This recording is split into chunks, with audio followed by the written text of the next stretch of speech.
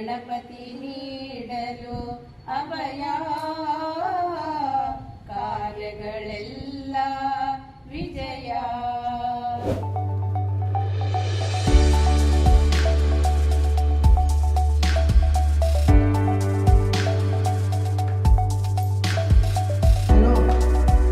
ವರ್ಷಗಳ ಕಾಲ ಈ ಸಂಘಟನೆಯನ್ನ ಮಾಡಿ ಬೆಳೆಸಿ ಮತ್ತೆ ಅದನ್ನ ಕೈ ಬಿಟ್ರು. ಅದಾದ ನಂತರ ಪುನಃ 1975ರಲ್ಲಿ ಪುನಃ ಒಂದು ಸಂಘಟನೆಗೆ ಒಂದು ಚೇತನ ಕೊಟ್ಟು ಪುನಃ ಒಂದು ಸಂಘಟನೆಯನ್ನು ಆರಂಭಿಸಿದ್ರು. ಆದರೂ ಸಹ ಅದು ಯಶಸ್ವಿಯಾಗಿ ಬರಲಿಲ್ಲ. ಹಾಗೆ ಈಗ ನಮ್ಮ ರಾಜ್ಯದಲ್ಲಿ 1999ರಲ್ಲಿ ಉಳ್ಳಾಳದಿಂದ ನಿಮ್ಮ ಸದಸ್ಯತ್ವವನ್ನು ಹೆಚ್ಚು ಮಾಡಿಕೊಳ್ಳಿ. ಹಾಗಾದರೆ ಮಾತ್ರ ನಿಮ್ಮ ಸಂಘಟನೆ ಇನ್ನೂ ಗಟ್ಟಿಯಾಗಲಿಕ್ಕೆ ಸಾಧ್ಯ. ನಿಮ್ಮ ಕೂಗಲ್ಲಿ ತಲುಪುವವರೆಗೂ ನೀವು ಜನರು ಜಾಸ್ತಿ ಸೇರಬೇಕೆ ಹೊರತು ಕಡಿಮೆ ಆದಷ್ಟು ನಿಮ್ಮ ಸಂಘಟನೆ ಇನ್ನೂ ಕೆಳಮಟ್ಟಕ್ಕೆ ಬರುತ್ತೆ. ಹಾಗೆ ಇನ್ನೊಂದು ಮಾತು ನಾನು ನಿಮಗೆ ಏನು ಹೇಳಬೇಕು ಅಂತಂದರೆ, ಒಬ್ಬ ಮನುಷ್ಯನಿಗೆ ಬೇಕಾಗಿರೋದಂದ್ರೆ ಏನು? ನೀರು, ಆಹಾರ, ಮತ್ತೆ ಇರಲಿಕ್ಕೆ ಒಂದು ಮನೆ ಅಂತ ಹೇಳ್ತಾರೆ. ಬಟ್ ಬಟ್ಟೆ ಅಂತ ಯಾರೂ ಹೇಳಲ್ಲ. ಎಲ್ಲಾದ್ರೂ ಇದೆಯಾ? ಬುಕ್ಸಲ್ಲಿ ಕಲಿಸೋದು ನಿಮಗೆ ಇದು 3 ಮಾತ್ರ ಅಲ್ವಾ? ಆದರೆ ಎಲ್ಲೂ ನಿಮಗೆ ಬಟ್ಟೆ ಅನ್ನೋದು ಮುಖ್ಯ ಅಂತ ಎಲ್ಲೂ ಹೇಳಿದ್ದು ನೆನಪು ಯಾರಿಗೂ ಇಲ್ಲ ಅಂತ ಅನ್ಸುತ್ತೆ. ನಾನು ಓದಿದ್ರಲ್ಲೂ ಇಲ್ಲ, ನೀವು ಓದಿದ್ರಲ್ಲೂ ಇಲ್ಲ. ಆದರೆ ಏನಾಗುತ್ತೆ ಅಂತಂದ್ರೆ, ನಾವು ಹೇಳ್ತೀವಿ first impression is the best impression ಅಂತ. ನೀವು ಯಾರನ್ನಾದ್ರೂ ಒಬ್ಬರನ್ನ ಮೀಟ್ ಮಾಡಿದ ತಕ್ಷಣ ನಿಮಗೇನು ಅನ್ಸುತ್ತೆ? ಓಹ್, ಇವರು ನಿಮ್ಗೊಂದು ಖುಷಿ ಆಗುತ್ತೆ ಅಲ್ವಾ? ಇವ್ರನ್ನ ನೋಡಿದ್ರೆ ಖುಷಿ ಆಗುತ್ತೆ, ಇವ್ರನ್ನ ನೋಡಿದ್ರೆ ಮಾತಾಡಿಸ್ಬೇಕು ಅಂತ ಅನ್ಸುತ್ತೆ. ಹೇಗೆ ಡಿಸೈಡ್ ಮಾಡ್ತೀರಾ? ಅವರ ವರ್ಚಸ್ಸನ್ನ ಹೇಗೆ ತೋರಿಸ್ತಾರೆ? ಅವರ ಡ್ರೆಸ್ಸಿಂಗ್ ಸೆನ್ಸ್ ಅಲ್ಲಿ ತೋರಿಸ್ತಾರೆ. ಅದಕ್ಕೆಲ್ಲ ಕಾರಣಕರ್ತರು ನೀವು ಇಲ್ಲಿ ಕೂತಿರೋರು. ನಿಮಗೆಲ್ಲವೂ ಶುಭ ಆಗಲಿ ಅಂತ ಹೇಳ್ತಾ ನಾನು 2 ಮಾತನ್ನ ಮುಗಿಸ್ತೇನೆ. ಹೂಗಳು ಒಂದು ಮೊಗ್ಗಲಿ ಅರಳಿದ ಹೂಗಳು, ಹಿಂದೂ ಕ್ರೈಸ್ತ ಮುಸಲ್ಮಾನ ಎಂಬ ಭಾವನೆಯನ್ನು ಮರೆಯೋಣ.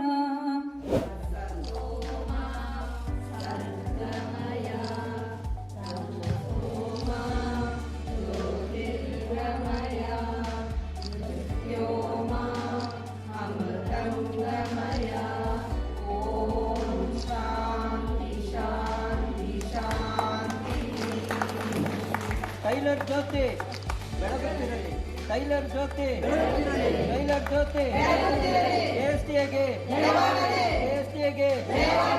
Karnataka state tailor ಅಸೋಸಿಯೇಷನ್ಗೆ. 2020ರಂದು ಪೊನ್ನಂಪೇಟೆ ಗುಂದ ರಸ್ತೆಯ ಮುತ್ತಪ್ಪ ದೇವಸ್ಥಾನದ ಅಂಗಳದಲ್ಲಿ ಗಿರೀಶ್ ಅವರ ಅಧ್ಯಕ್ಷತೆಯಲ್ಲಿ ಸದಸ್ಯರೆಲ್ಲರೂ ಸೇರಿ ಸಂಘವನ್ನು ಪ್ರಾರಂಭಿಸಲಾಯಿತು. ನಮ್ಮ ಸಂಘದ ಗಿರೀಶ್ SD ಕೊರೋನಾದಿಂದ ಟೈಲರ್ ಸಂಘಕ್ಕೆ ಕಿಟ್ಟಿನ ಅವಶ್ಯಕತೆ ಇದೆ ಎಂದು state tailor association, ಕೋರಿಗುಡ್ಡೆ, Dakshina Kannada ಜಿಲ್ಲೆ, ಮಂಗಳೂರು, ಈ ಒಂದು ಸಂಘಟನೆಯ ಅಡಿಯಲ್ಲಿ ಇಂದು ಪೊನ್ನಂಪೇಟೆಯ ವಾರ್ಷಿಕ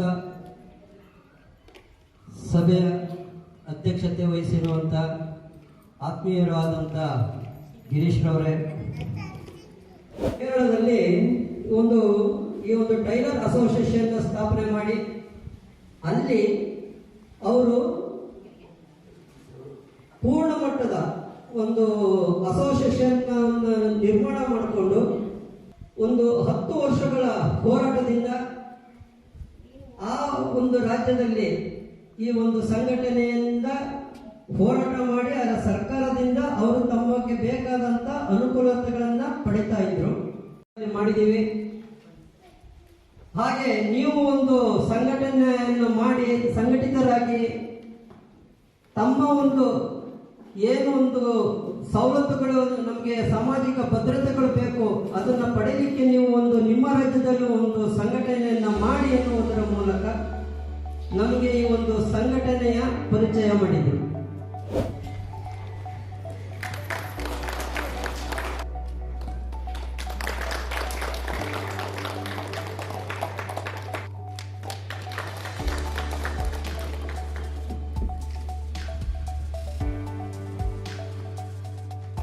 ಮುಂದಿನ ಸನ್ಮಾನಿತರಾಗಿ ಪಿಡಿ ಬಾಜುಮರ್ ನಿರ್ಮಲ ಟೈಲರ್ ಇವರನ್ನು ವೇದಿಕೆಗೆ ಕರೀತಾ ಇದ್ದೇನೆ.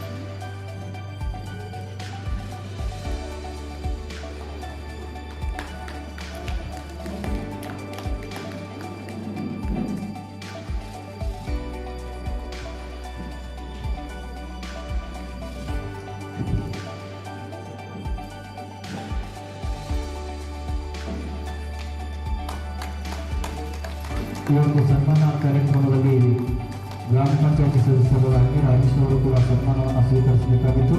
ಕಾರಣಾಂತರಗಳಿಂದ ಅವರು ಬರಲು ಸಾಧ್ಯವಾಗ್ತಿಲ್ಲ. ಆದ್ದರಿಂದ ಈ ಒಂದು ಸನ್ಮಾನ ಕಾರ್ಯಕ್ರಮ ಮುಗಿತಾ ಇದೆ. ಎಲ್ಲರಿಗೂ ಧನ್ಯವಾದಗಳು.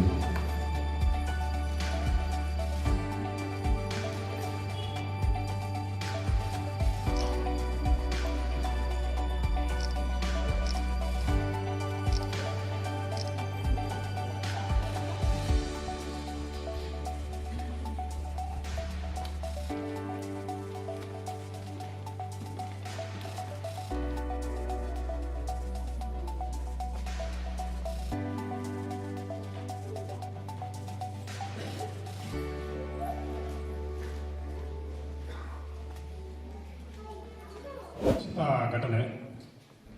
ಸನ್ಮಾನ ಸ್ವೀಕರಿಸುವುದು ಅಂದಾಗ ಒಂದು ಜವಾಬ್ದಾರಿ ಕೂಡ ಹೆಚ್ಚಾಗ್ತದೆ. ಹಾಗಾಗಿ ಹೆಚ್ಚಿನ ಜವಾಬ್ದಾರಿಯನ್ನು ಹೆಗಲೇರಿಸಿಕೊಂಡಿದ್ದೀನಿ. ವೇದಿಕೆಯಲ್ಲಿರುವ ಎಲ್ಲರಿಗೂ ನನ್ನ ಪ್ರಣಾಮಗಳು. ಟೈಲರ್ ಅಂದ ತಕ್ಷಣ ನಮಗೆ ನೆನಪಾಗೋದು ಮೂಲಭೂತ ಸೌಕರ್ಯಗಳಲ್ಲಿ ಪ್ರಮುಖವಾದದ್ದು. ಇವತ್ತು ಸಮಾಜದಲ್ಲಿ ಗೌರವದಿಂದ ನಾವು ಬದುಕಬೇಕು ಅಂದಾಗ ಮಾನ ಮುಚ್ಕೊಳ್ಳೋಕ್ಕೆ ಬೇಕಾಗಿದ್ದಂಥದ್ದು ಬಟ್ಟೆ. ಕೆಲಸವನ್ನು ಮಾಡಿದವನು. ಹಾಗೆ ಪತ್ರಿಕಾ ರಂಗದಲ್ಲಿ ಬಹಳಷ್ಟು ಕೆಲಸವನ್ನು ಮಾಡಿ ನಂತರ ರಾಜಕಾರಣಕ್ಕೆ ಬಂದಾಗ ಎರಡರಲ್ಲಿ ಒಂದನ್ನು ಆಯ್ಕೆ ಮಾಡುವಂತೊಳಗ ಒಂದು ಭಾಗದ ಮಧ್ಯದಲ್ಲಿ ರಾಜಕಾರಣವನ್ನು ಮಾಡಿ ಪತ್ರಿಕಾ ರಂಗವನ್ನ ಬಿಟ್ಟಂತ ಸಂದರ್ಭ. ಅಭಿನಂದನೆಗಳು. ಇವತ್ತು ಮಾಧ್ಯಮ ಮಿತ್ರ ಉತ್ತಮ ವರದಿಗೆ ಸ್ವಂತ ಗೌರವ. ಹಾಗೆ ಅದನ್ನು ಗುರುತಿಸಿದ ಇವತ್ತು ಟೈಲರ್ ಅಸೋಸಿಯೇಷನ್ ಬಹಳಷ್ಟು ಜನರಿಗೆ, ಹಾಗೆಯೇ ಆ ಪರೋಪಕಾರಿ ಅಂತ ಹೇಳುವಂಥದ್ದು ಇವತ್ತು ನನ್ನ ಕನ್ನಡ ಸಾಹಿತ್ಯ ಪರಿಷತ್ತಿನ ಕಾರ್ಯದರ್ಶಿ ಏನು ರಾಮಕೃಷ್ಣ, ತನಗೇನು ಅಂತ ಹೇಳ್ಬಿಟ್ಟು ಆತ ಯಾವತ್ತೂ ಯೋಚಿಸುವುದೇ ಇಲ್ಲ, ಇನ್ನೊಬ್ಬರಿಗೆ ಏನು ಅಂತ ಹೇಳಿ ಯೋಚಿಸುವ ಒಂದು ಮನೋಭಾವ. ಸೊ ಆದ ಕಾರಣ ಕಾರ್ಯದರ್ಶಿ ಯಾರಾಗಬೇಕು ಅಂತೇಳಿ ನನ್ನನ್ನು ಅಧ್ಯಕ್ಷ ಮಾಡಿದವರು ನನ್ನ ಕೇಳಿದಾಗ ನನಗೆ ರಾಮಕೃಷ್ಣ ಅವರು ಕಾರ್ಯದರ್ಶಿ ಆಗಬೇಕು ಅಂತ ನೇರವಾಗಿ ಹೇಳಿ ಇವತ್ತು ಶೀಲಾ ಬೋಪಣ್ಣ ಮತ್ತೆ ರಾಮಕೃಷ್ಣರವರು ಕಾರ್ಯದರ್ಶಿಯಾಗಿ ಕೆಲಸವನ್ನು ಮಾಡಿಕೊಡ್ತಾ ಇದ್ದಾರೆ. ನಿಜವಾಗಲೂ ಗುರುತಿಸುವಿಕೆ ಬಹಳ ಉತ್ತಮವಾಗಿದೆ. ಅಭಿನಂದನೆಗಳು. ಹಾಗೆಯೇ ಸಂಘಟನೆ ಬಹಳ ಕಷ್ಟದಲ್ಲಿ ಇಷ್ಟು ದೊಡ್ಡ ಮೊತ್ತದಲ್ಲಿ ತಾವು ಬೆಳೆದಿದ್ದೀರಾ. ಇದು ಇನ್ನಷ್ಟು ಹೆಚ್ಚು ಬೆಳಿಬೇಕು ಅಂತ ಹೇಳಿ ನಾನು ಆಶಿಸ್ತಾ ಇದ್ದೇನೆ. ಯಾಕೆ ಇದನ್ನು ಹೇಳ್ತಾ ಇದ್ದೇನೆ ಅಂತ ಕಂಡ್ರೆ, ಪೊನ್ನಂಪೇಟೆ ವಾಣಿಜ್ಯೋದ್ಯಮಿ ಸಂಘದ ಉಪಾಧ್ಯಕ್ಷರಾಗಿ ನಾನು ಕೆಲಸ ಮಾಡ್ತಾ ಇದ್ದೀನಿ. ಅಧ್ಯಕ್ಷರಾಗಿ ಸಿ.ಕೆ. ಉತ್ತಪ್ಪನವರು ಇದ್ದಾರೆ. ಹಾಗೆ ಖಜಾಂಜಿಯಾಗಿ ಪಿ.ಜಿ. ಪ್ರಸಾದ್ ರವರಿದ್ದಾರೆ. ಹಾಗೆ ಸಹೋದರ ಸಾಜಿ ಅಚ್ಯುತನ್ ರವರು, ಇವರು ಸಹ ನಮ್ಮ ಕಾರ್ಯದರ್ಶಿಯಾಗಿ ಕೆಲಸವನ್ನು ಮಾಡ್ತಾ ಇದ್ದಾರೆ. ಹಾಗೆ ನನ್ನೊಂದಿಗೆ ಬಹಳಷ್ಟು ವರ್ಷ ಕೆಲಸ ಮಾಡಿದಂತ ಅನುಭವ ಸಾಜಿಯವರಿಗೂ ಇದೆ. ಸೊ ನಾವೆಲ್ಲರೂ ಬಹಳಷ್ಟು ಜನ, ಗಿರೀಶ್ ಅವರು ಇದೆ. ಕೆಲಸ ಮಾಡಬೇಕಾಗ್ತದೆ. ಗಿರೀಶ್ ಅವರು ಇಲ್ಲಿ ಎಲ್ಲವನ್ನು ನೀಟಾಗಿ ಮಾಡಿ ಸಭೆಯನ್ನು ಚೆನ್ನಾಗಿ ಒಗ್ಗೂಡಿಸಿದ್ದಾರೆ. ಅವರು ತುಂಬ ಶ್ರಮಪಟ್ಟು ಕೆಲಸವನ್ನು ಮಾಡಿದ್ದಾರೆ. ಅವರಿಗೆ ನನ್ನ ವಂದನೆಗಳು. ಹಾಗೆ ಇಲ್ಲಿ ನೆರೆದಿರುವಂಥ ಎಲ್ಲರಿಗೂ ನನ್ನ ವಂದನೆಯನ್ನು ಮಾಡಿಸಬಹುದು ತರಿಸುತ್ತಾ ನನ್ನ ಎಲ್ಲ ಮಾತು ಮುಗಿಸ್ತೇನೆ. ನಮಗೆ ಅಲ್ಲಿ ನಮ್ಮ ಸಲಹೆಗಾರರಾದ ಅಜಿತ್ ರವರ ಮಗಿರೋದ್ರಿಂದ ತುರ್ತಾಗಿ ಹೋಗಬೇಕಾಗುತ್ತೆ. ಸಭೆಗೆ ವಂದನೆಗಳು. ಮೇಲ್ವಿಚಾರಕರು ಧರ್ಮಸ್ಥಳ ಅಭಿವೃದ್ಧಿ ಯೋಜನೆ ಕೋಡಿ ಟೈಲರ್ ಸಂಘಕ್ಕೆ ಏನು ಸಹಾಯ ಮಾಡ್ತಾ ಇಲ್ಲ ಅನ್ನೋದು ನಮ್ಮ ಭಾವನೆ ಇದೆ. ಆದರೆ ಸರ್ಕಾರದಿಂದ ಬರುವಂಥ ಸವಲತ್ತುಗಳನ್ನು ಪಡೀಲಿಕ್ಕೆ ನಾವೆಷ್ಟು ಅರ್ಹರಿದ್ದೇವೆ ಅನ್ನೋದು ಕೂಡ ಮುಖ್ಯವಾಗುತ್ತೆ. ಸರ್ಕಾರ ಬೇಕಾದಷ್ಟು ಸ್ಕೀಮ್ಗಳನ್ನು ಹೊರಡಿಸ್ತಾ ಇದೆ. 96 ಕಾರ್ಯಕ್ರಮಗಳ ಪ್ರತಿನಿತ್ಯ ಬರ್ತಾ ಇದೆ. ಇವತ್ತು ಈ ಭೂಮಿ ಮೇಲೆ ಮನುಷ್ಯ ಬದುಕಬೇಕು ಅಂತ ಆದರೆ ಅವನು ಸ್ವಾವಲಂಬಿ ಬದುಕನ್ನು ಮಾತ್ರ ಕಟ್ಟಿಕೊಂಡಾಗ ಮಾತ್ರ ಅವನು ಸ್ವಇಚ್ಛೆಯಿಂದ ನೆಮ್ಮದಿ ಜೀವನ ಮಾಡಲಿಕ್ಕೆ ಸಾಧ್ಯವಾಗುತ್ತೆ. ನಾವೆಲ್ಲರೂ ಈ ಸಮಾಜದಲ್ಲಿ ಬದುಕಬೇಕು ಅಂದರೆ ಎಲ್ಲವನ್ನು ದೇವರು ಮಾಡುತ್ತಾನೆ ಎಂದು ದುಡಿಯಬೇಕು, ಎಲ್ಲವನ್ನು ಮಾಡುವವನು ನಾನೇ ಎಂದು ದುಡಿಯಬೇಕು. ಹಾಗಿದ್ದಾಗ ಮಾತ್ರ ಸಮಾಜದಲ್ಲಿ ನಾವೇನಾದರೂ ಹೇಳಿಕೆಯನ್ನು ಕಾಣಲಿಕ್ಕೆ ಸಾಧ್ಯವಾಗುತ್ತೆ. ಯಾರೋ ಏನೋ ಸಹಾಯ ಮಾಡ್ತಾರೆ ಅನ್ನೋ ಉದ್ದೇಶದಿಂದ ನಾವೇನು ಮಾಡಲಿಕ್ಕೆ ಆಗೋದಿಲ್ಲ. ನಮ್ಮ ಇವತ್ತಿನ ದಿನದ ಬದುಕಿನ ವ್ಯವಸ್ಥೆ ಹೇಗಿದೆ ಅಂತಂದರೆ, ಯಾವೊಬ್ಬರು ಡಿಗ್ರಿ ಮಾಡಿದಂಥ ವ್ಯಕ್ತಿಗಳಿಗೆ ನಾವು ಗೌರವವನ್ನು ಕೊಡೋದಿಲ್ಲ. ಯಾರು ಕೂಡ ಒಂದು ಸ್ವಾಉದ್ಯೋಗವನ್ನು ಕಲಿತಂಥ ವ್ಯಕ್ತಿಗೆ ಇರುವಂತಹ ಗೌರವ ಬೇರೆ ಸಮಾಜದಲ್ಲಿ ಯಾವ ವ್ಯಕ್ತಿಗೂ ಕೂಡ ಇಲ್ಲ. ಅಂದರೆ ಬಾಬಾ ಸಾಹೇಬ್ ಅಂಬೇಡ್ಕರ್ ಅವರು ಒಂದು ಮಾತು ಹೇಳ್ತಾರೆ, ಏನಂತ, ನಾನು ಒಂದು ಹೋರಾಟದ ಅರ್ಥವನ್ನು ಎಳ್ಕೊಂಡು ಬಂದಿದ್ದೀನಿ, ಎಳ್ಕೊಂಡ್ಬಂದು ನಿಲ್ಲಿಸಿದ್ದೀನಿ, ಸಾಧ್ಯವಾದರೆ ಮುಂದಕ್ಕೆ ಎಳಿರಿ, ಇಲ್ಲದೆ ಹೋದರೆ ಅಲ್ಲೇ ನಿಲ್ಲಿಸಿ, ಹಿಂದಕ್ಕೆ ಬಿಡಬೇಡಿ ಅಂತ ಹೇಳ್ತಾರೆ. ಹಾಗೆ ದಯವಿಟ್ಟು ಯಾಕೆ ಹೇಳ್ತೀನಿ ಅಂದರೆ, ಇವತ್ತಿನ ಒಂದು ಕುಂದುಕೊರತೆಗಳ ಬಗ್ಗೆ ಇಂಥದ್ರಲ್ಲಿ ಹೇಳಿದ್ರೆ ಮನವರಿಕೆ ಆಗುತ್ತೆ ಅಂತ ಹೇಳಿ ತಿಳ್ಕೊಂಡಿದ್ದೀನಿ. ಅವಮಾನ ಆಗಲ್ಲ, ಯಾರಿಗೂ ನನ್ನನ್ನು ಸೇರಿಸಿ ಅವಮಾನ ಆಗಲ್ಲ, ಮನವರಿಕೆ ಆಗುತ್ತೆ ಅಂತ ಹೇಳ್ತೀನಿ. ನಾನೇನು ನಿಮ್ಮ ಜೊತೆಗೆ ಒಬ್ಬೊಬ್ಬರನ್ನ ಸ್ನೇಹಿತರಾಗಲಿ ಮನೆಯವ್ರನ್ನಾಗಲಿ ಕರ್ಕೊಬನ್ನಿ ಅಂತ. ಬೇರೆ ಕಾರ್ಯಕ್ರಮಕ್ಕೆ ನಿಗದಿ ಇರ್ತದೆ, ಕಾಗದ ಕೊಟ್ಟಿದ್ದಾರೆ, ಒಬ್ಬರೇ ಬರಬೇಕು ಅಲ್ವಾ. ನಾವು ಮದುವೆಗಳಿಗೆ ಹೋಗ್ತೀವಿ, ಒಬ್ಬರೇ ಹೋಗ್ಬೇಕಪ್ಪ, ಇದ್ರೆ ಇಬ್ಬರು ಮುಯಿ ಹಾಕ್ಬೇಕಾಗುತ್ತೆ, ಒಬ್ಬರೇ ಒಬ್ಬರು ಅಲ್ವಾ ಇರ್ತದೆ. ನಾವೀಗ ಆಹ್ವಾನಿಸಿದ್ದೀವಿ ನಿಮ್ಮನ್ನ, ನಮ್ಮಲ್ಲಿ ಮುಯಿ ಕೇಳೋಗಿಲ್ಲ. ಯಾರು ಇಲ್ಲಿ ಬಂದವರು ನೀವು ನಮಗೆ ದುಡ್ಡು ಕಟ್ಟಿ ಅಂತ ಹೇಳ್ತಾ ಇಲ್ಲ, ಒಬ್ಬೊಬ್ಬರನ್ನ ಕರ್ಕೊಂಡು ನಮ್ಮ ಕಾರ್ಯಕ್ರಮ, ಇದು ನಮ್ಮ ಕಾರ್ಯಕ್ರಮ, ಟೈಲರ್ಗಳದ್ದು ಕಾರ್ಯಕ್ರಮ ಯಶಸ್ವಿಗೊಳಿಸೋ ಅಂತ. ಅಟ್ಲೀಸ್ಟ್ ಮೆರವಣಿಗೆ ಇದೆ. ನಮ್ಮ ಕಾರ್ಯಕ್ರಮ 1 ಕೋಟಿ ರೂಪಾಯಿ ಕೊಟ್ಟು ನಾವು ಇಲ್ಲಿ ಊಟ ತಿಂಡಿ ನೆನಪಿನ ಕಾಣಿಕೆ ಇದೆಲ್ಲ ಮಾಡಿದ್ರು ಕೂಡ ಒಂದು ಮೆರವಣಿಗೆಗೆ ಸಮ ಆಗಲ್ಲ. ಒಂದು ಮೆರವಣಿಗೆ ಅಲ್ಲಿಂದ ನಾವು ಇಲ್ಲಿ ಬಂದಿದ್ದೀವಲ್ಲ, ಇದು ಸುಮಾರು ಜನರಿಗೆ ಮನವರಿಕೆ ಆಗಿದೆ. ಒಂದು ಟೈಲರ್ ಸಂಘದಲ್ಲಿ ಜನ ಇದ್ದಾರಪ್ಪ ಪನಪೇಟೆಯಲ್ಲಿ ಅಂತೇಳಿ ನಾವು ಇಲ್ಲಿ ಎಷ್ಟೇ ಮಾಡಿದ್ರು ಕೂಡ ಅದು ಗೊತ್ತಾಗೋದಿಲ್ಲ ಜನರಿಗೆ. ಅದಕ್ಕೋಸ್ಕರ ಮೆರವಣಿಗೆ ಮಾಡೋಣ ಬನ್ನಿ ಅಂತೇಳಿ ನಿಮ್ಮೆಲ್ಲರಿಗೂ ನಾನು ಕೈ ಮುಗಿದು ಕೇಳ್ಕೊಂಡಿದ್ದೀನಿ. ಕಡಿಮೆ ಅಂದರೂ ಕೂಡ ಕುಮಾರಿ ಅವರು, ನಾನು, ನಮ್ಮ ಕಾರ್ಯದರ್ಶಿ ಅವರು 3 ದಫ ನಾವು ವಾಯ್ಸ್ ಮೆಸೇಜ್ ಹಾಕಿದ್ದೀನಿ. ಇವತ್ತು ಬೆಳಗ್ಗೆ ಕೂಡ ಹಾಕಿದ್ದೀನಿ ನಾನು. ದಯವಿಟ್ಟು ನಮ್ಮ ಕಾರ್ಯಕ್ರಮ 9 ಗಂಟೆಗೆ ಬನ್ನಿ, ನಮ್ಮ ಕಾರ್ಯಕ್ರಮ 11 ಗಂಟೆಗೆ ಬಂದಿದ್ದೀರ.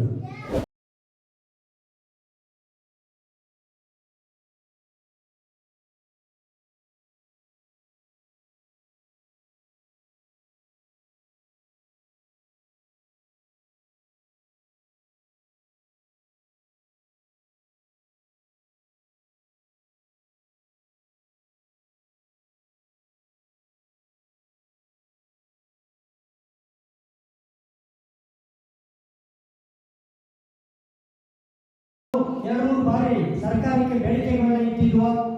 ನಾವು ಕೂಡ ಒಂದು ಕಾರ್ಮಿಕರು, ನಮಗೆ ಸರ್ಕಾರದಿಂದ ಬರ್ತಕ್ಕಂಥ ಅನುದಾನಗಳೇನಿದೆಯೋ, ಕಟ್ಟಡ ಕಾರ್ಮಿಕರಿಗೆ ಏನೇನು ಕೊಡ್ತಾ ಇದ್ದಾರೋ, ಅವ್ರ ಮಕ್ಕಳಿಗೆ ಪೆನ್ಷನ್ನು, ಮಕ್ಕಳ ಮದುವೆಗೆ ಅನುದಾನ ಕೊಡ್ತಾರೆ, ಮತ್ತು 2 ವರ್ಷಕ್ಕೊಮ್ಮೆ ಅವರಿಗೆ ಅವರ ಅಕೌಂಟ್ಗೆ 3,000 ರೂಪಾಯಿ ಬರ್ತಕ್ಕಂಥದ್ದು, ಕಾರ್ಮಿಕ ಇಲಾಖೆಯಿಂದ ಅವರಿಗೆ ಮೆಟೀರಿಯಲ್ಸ್ ಕೊಡ್ತಕ್ಕಂಥದ್ದು ಎಲ್ಲ ಕಾರ್ಯಕ್ರಮಗಳು ಕೂಡ ಕಟ್ಟಡ ಕಾರ್ಮಿಕರಿಗಿದೆ. ನಾವು ಕೂಡ ಒಂದು ಕಾರ್ಮಿಕರೇ, ಹೊಲಿಗೆ ತರಬೇತಿಗಾರರು, ಹೊಲಿಗೆ ಟೈಲರ್ಗಳು, ನಮಗೂ ಕೂಡ ಅವರಂತೆ ನಮಗೆ ಸವಲತ್ತನ್ನು ಕೊಡಬೇಕು ಸರ್ಕಾರ ಅಂತ ಬೇಡಿಕೆಗಳನ್ನ ಇಟ್ಟಿದ್ವು. ಹಾಗೆ ಆ ಜಿಲ್ಲೆಯಲ್ಲೂ ಕೂಡ ನಾವು ಮನವಿಯನ್ನು ಈಗ ಕೊಟ್ಟಿದ್ದೀವಿ.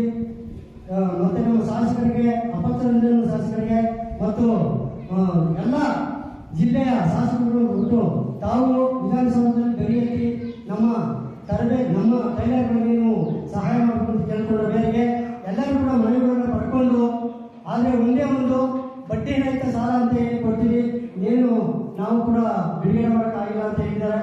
ದಯಮಾಡಿ ನಮ್ಮ ಈ ಟೈಲರ್ಗಳ ವೃತ್ತಿಯನ್ನು, ನಮ್ಮ ಕಷ್ಟ ಕಾರ್ಪಣ್ಯಗಳನ್ನ ತಾವು ಗಮನಕ್ಕಿಟ್ಟುಕೊಂಡು ನಮ್ಮ ಕಷ್ಟಗಳನ್ನ ವಿಧಾನಸೌಧದಲ್ಲಿ ತಾವು ಹೇಳಿ ನಮಗೆ ಬರಬೇಕಾದಂಥ ಸವಲತ್ತುಗಳನ್ನ ತಾವು ಪಡೆದುಕೊಳ್ಬೇಕು.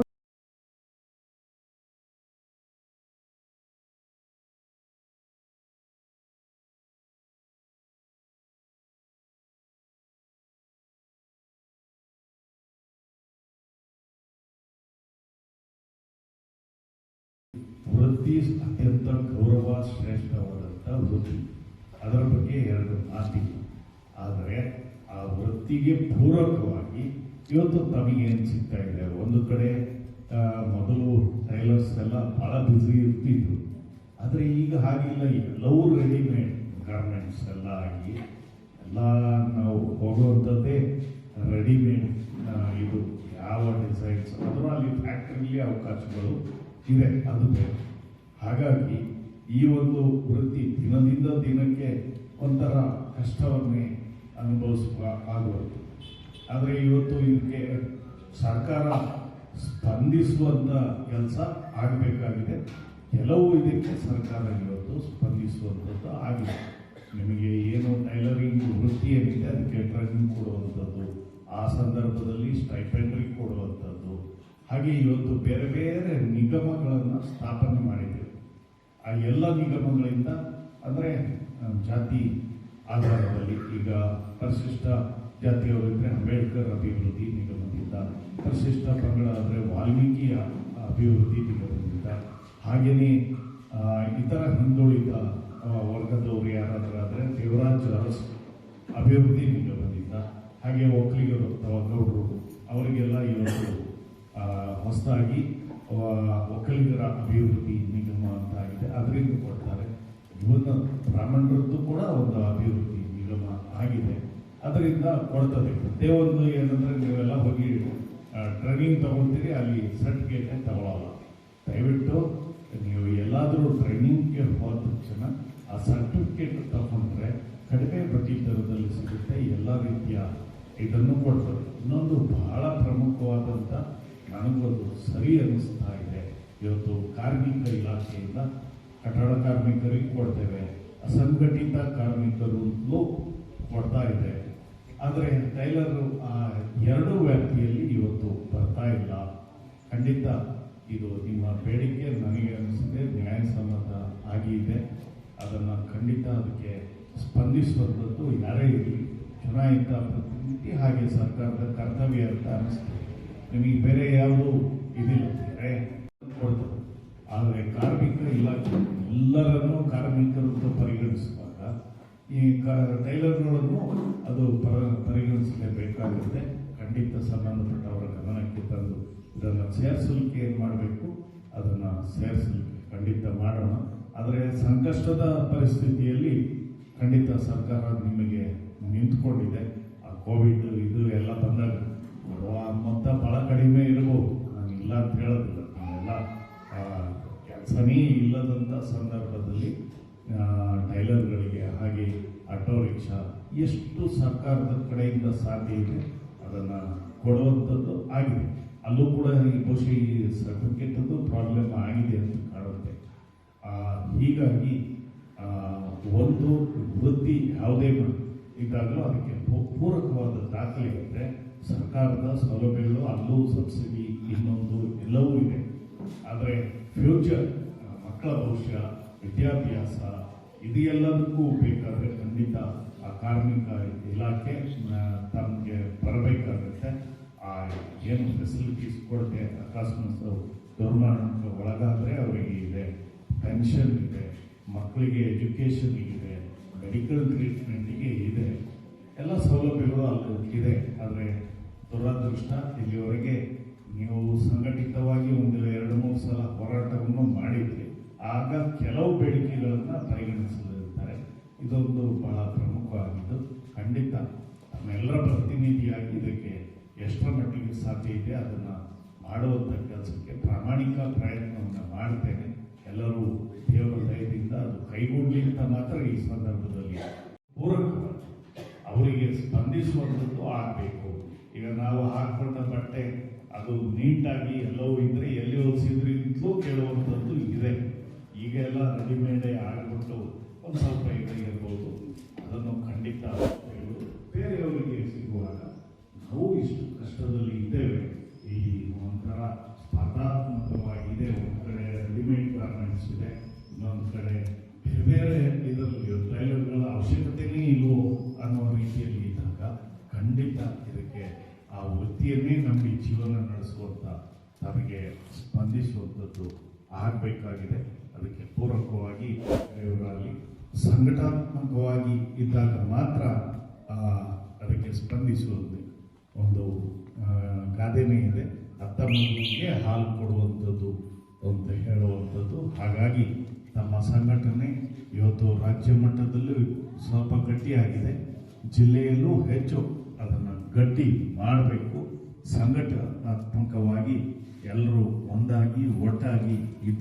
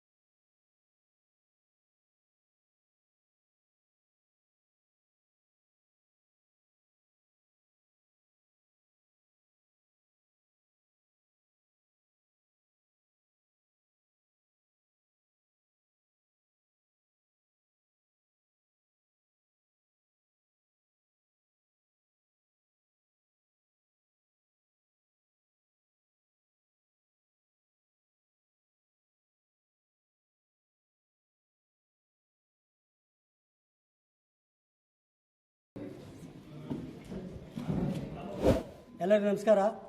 ಇವತ್ತು Karnataka state tailor association Ponnampet ವಲಯದ ವಾರ್ಷಿಕೋತ್ಸವ ನಡೆಯಿತು. ಕಾರ್ಯಕ್ರಮಕ್ಕೆ ಗಣ್ಯರು ಎಲ್ಲರೂ ಆಗಮಿಸಿದರು. MLA ಅವರು ಕೂಡ ಈ ಕಾರ್ಯಕ್ರಮಕ್ಕೆ ಆಗಮಿಸಿ ಟೈಲರ್ಗಳು ಇಟ್ಟಂಥ ಬೇಡಿಕೆಯನ್ನು ಈಡೇರಿಸ್ತೀವಿ, ಮುಂದಿನ ದಿನಗಳಲ್ಲಿ ಸರ್ಕಾರದಿಂದ ಚರ್ಚೆ ಮಾಡಿ ನಿಮ್ಮ ಬೇಡಿಕೆಯನ್ನು ಈಡೇರಿಸ್ತೀವಿ ಅಂತ ಹೇಳ್ತಾರೆ.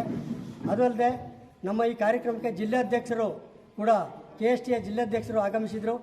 ಹಾಗೆಯೇ ಎಲ್ಲ ಸರ್ವ ಸದಸ್ಯರು ಪದಾಧಿಕಾರಿಗಳು ಕೂಡ ಆಗಮಿಸಿ ಕಾರ್ಯಕ್ರಮವನ್ನು ಯಶಸ್ವಿಗೊಳಿಸಿಕೊಟ್ಟಿದ್ದಾರೆ.